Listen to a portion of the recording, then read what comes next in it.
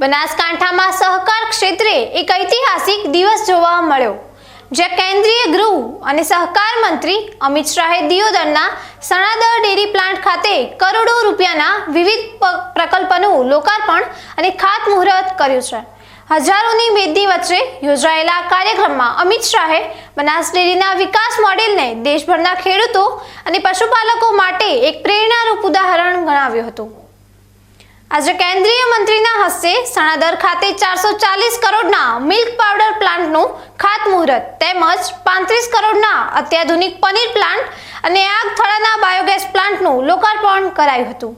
જનસભાને સંબોધતા અમિત શાહે જણાવ્યું હતું કે બનાસના પશુપાલકોની મહેનત અને સ્વર્ગીય ગલબાભાઈના વિઝનને કારણે 400 રૂપિયાથી શરૂ થયેલી આ મંડળી આજે 24,000 કરોડના વટવૃક્ષ સમાન બની છે। તેમણે સૂકા ગણાતા બનાસકાંઠાને નર્મદાના નીરથી હરિયાળું બનાવવા બદલ વડાપ્રધાનનો આભાર માન્યો હતો। શાહે ખાસ ભારપૂર્વક કહ્યું કે ડેરીના આ નવા ચક્રીય અર્થતંત્ર મોડેલ અને ગોબર ગેસ જેવા પ્રોજેક્ટથી આગામી 5 વર્ષમાં પશુપાલકોની આવકમાં 20% વધારો થશે અને ખેડૂતો હવે ગ્લોબલ માર્કેટમાં સીધા જોડાઈ શકશે। બનાસકાંઠાની આ વીર ભૂમિ પર મારી સામે ઉપસ્થિત જેમને ગલબા કાકાની પહેલ પર બનાસકાંઠો બદલી નાખ્યો એવી મારી બનાસકાંઠાની સૌ બહેનો માતાઓ અને મારા ખેડૂત મિત્રોને મારા રામ રામ પ્રણામ। આજે બનાસ ડેરીની કેટલીય નવી શરૂઆતોનું ભૂમિપૂજન અને લોકાર્પણ અહીંયા આજે મને કરવાનો મોકો મળ્યો।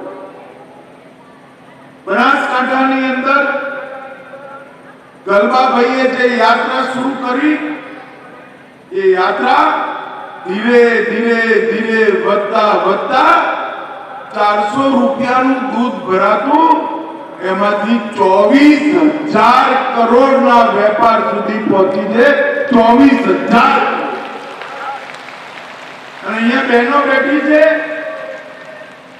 હું દેશભરમાં જ્યાં જાઉં છું ત્યાં કહું છું કે ગુજરાતની બહેનોએ ગુજરાતના ગામડાને સમૃદ્ધ કરવાનું કામ મારી ગુજરાતની માતાઓ બહેનોએ કર્યું છે।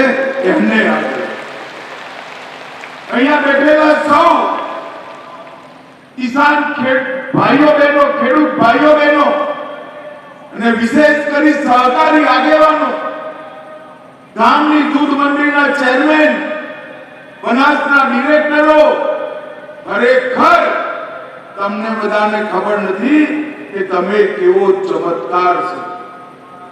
24,000 કરોડની એક કંપની ઊભી કરવી હોય તો કોર્પોરેટને પણ પરસેવા છૂટી જાય। મારી બનાસની બહેનો અને મારા ખેડૂતોએ જોતામાં 24,000 કરોડની કંપની। આજે હું મારી સાથે